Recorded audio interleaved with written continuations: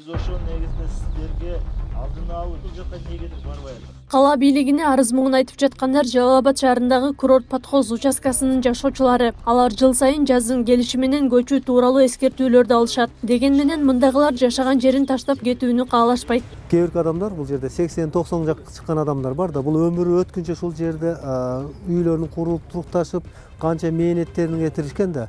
Эми ал адамдар өз алдынча үй салып, көчүп кетүүгө эч кандай мүмкүнчүлүк жок да. Эми биз үмүттөнөбүз, бийлик жактан ушундай кандайдыр бир жардамдар болот.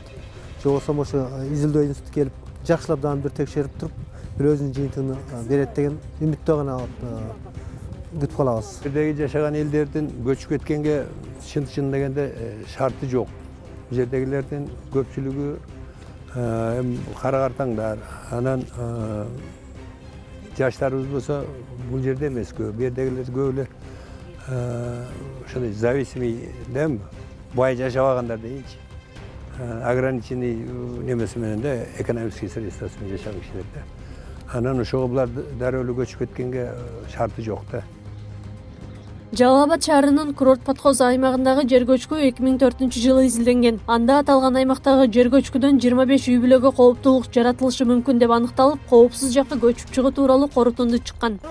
Бул боюнча жылда Өзгө Чыгырлар министрлигинин адистери тарабынан жарандарга эскертүүлөр берилип, жана жергиликтүү бийликке эскертүүлөр берилет. Кооптуу аймактан коопсуз аймакка чыгаруу боюнча. 2004-жылдан кийин 4 жаран суда алган 200 миңден. Ошолордун ичинен 25-ин ичинен 2 жаран чек алып турак жайларын көчүрүп чыгып кетишкен. Ал эми азыркы күндө 23 жаран бул жерде кооптуу аймакта жашап келүүдө. Корутундага ылайык көчүп чыгуу үчүн мамлекеттик жардам катары жеңилдетилген суда алгандыгы айтылат. Бирок жашоочулардын ичинен айрым үй бүлөлөр бул аймактан көчүп кетип, башкалары жашоосун дале улантууда. Сидите, живите, все нормально, нет, көчпөйт, акча жок, все, успокоились. Анан ал берген 200 миңди да бөлүп берсеңер, 200 миңге эчтеке кура албайсың азыр мисалы үчүн. Анан дагы бир шарт. Ал жерге дагы временный жашоого боло турган үй кургула деген неме чыккан, чечим чыккан.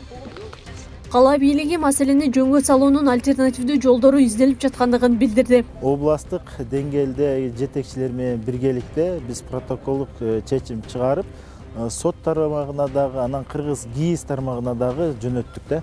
Муну кайрадан дагы бир эле текшерип алуу жагын. Эгер текшерип кыргыз ГИИС өзүнүн заключениясында көчөт же көчпөөгө уруксат берет да. Ошону карап туруп биз жарандарыбызга болгон шарттарыбызды көргөзөбүз.